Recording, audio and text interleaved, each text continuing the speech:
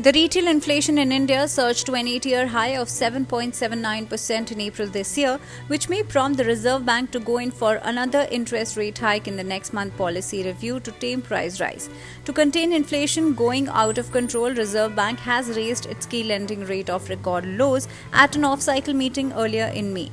The surge is largely driven by rising fuel and food prices. The retail inflation stayed well above the Reserve Bank of India's upper tolerance limit for a fourth consecutive month due to high fuel and food prices amidst war in Ukraine. Based on this assessment of the macroeconomic situation and the outlook, the Monetary Policy Committee voted unanimously to increase the policy repo rate by 40 basis points, by 40 basis points to 4.40% with immediate effect.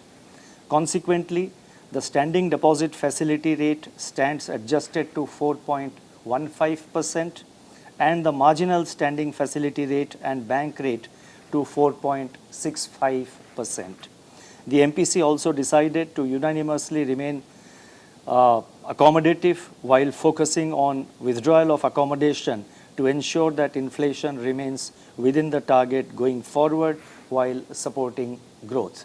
The jump in retail inflation was long expected after the centre's decision to wait until after key state elections in March to hike fuel prices.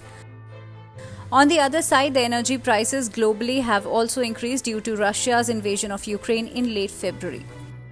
Inflation in the food basket rose to 8.38% in April from 7.68% in the preceding month and 1.96% in the year-ago month, showed the data released by National Statistical Office (NSO) on Thursday.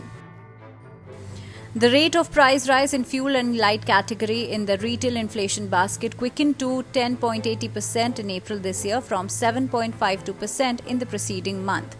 Rising consumer inflation has increased the cost of living for average Indians, who are paying higher prices for a range of commodities from fuel, electronics, and transport to basic food items.